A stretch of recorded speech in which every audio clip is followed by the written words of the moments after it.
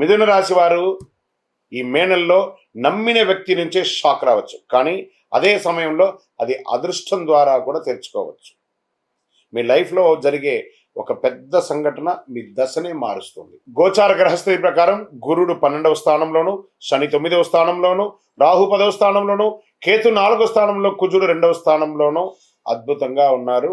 మీ మాటలు మీ అదృష్టాన్ని నిర్మిస్తాయి లేదా నాశనం చేస్తాయి అన్నది మీరు చూసుకోండి. ఓకే, ఉద్యోగరీతిగా కెరియర్లో సడన్ చేంజెస్ వచ్చే అవకాశాలు ఉన్నాయి. ట్రాన్స్ఫర్స్ అయ్యే అవకాశాలు బాగా ఉన్నాయి. అయ్యో, నేను ఇక్కడ ఊహించలేదు, నాకు ఇక్కడ ట్రాన్స్ఫర్ చేసేసారే ఛాన్సెస్. ఐటీ వాళ్ళకి ప్రాజెక్ట్ షిఫ్ట్, ఆన్సైట్ చేంజ్,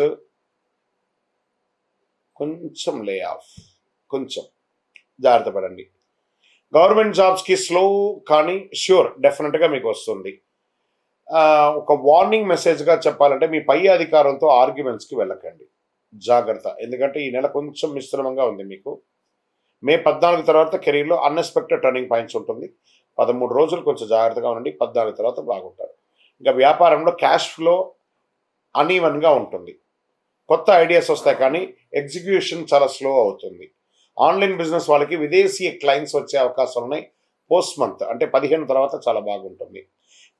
ఇంకొక రకంగా చెప్పంటే మీ దగ్గర ఉన్న స్కిల్స్ని మానిటైజ్ చేసే భారీ లాభాలను పొందే అవకాశాలు ఉంటాయి, జాగ్రత్త. షేర్ మార్కెట్లో సడన్ గెయిన్స్, సడన్ లాస్. అన్ప్రిడిక్టబుల్గా ఇన్వెస్ట్ చేయకండి. Intraday too much risk, futures options full risk అని కూడా చెప్పేస్తుంది. ఇంకా విదేశీయ ఇన్వెస్ట్మెంట్స్ ఏమైనా ప్లాన్ చేయండి, ఏదైనా స్టాక్స్లో అలా చేయండి. ఆలోచించకుండా పెట్టుబడి పెడితే ఖచ్చితంగా నష్టం వచ్చే అవకాశాలు ఉన్నాయి. ఇంకా రియల్ ఎస్టేట్ స్లోగానే ఉంటుంది. Property deals delay, rent lease ద్వారా కాస్త ఇన్కమ్ వచ్చే అవకాశం ఉన్నాయి.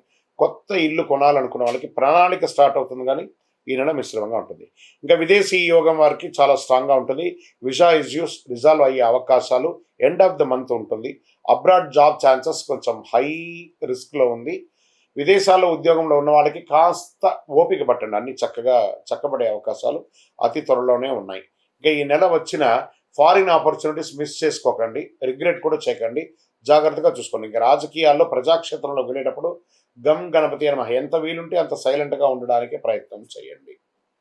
రాజకీయాల్లో కొత్త పరిచయాలు ఉంటాయి, ఆ కొత్త పరిచయాల ద్వారా అసాంఘికమైనటువంటి కార్యక్రమాలకు దిగకండి.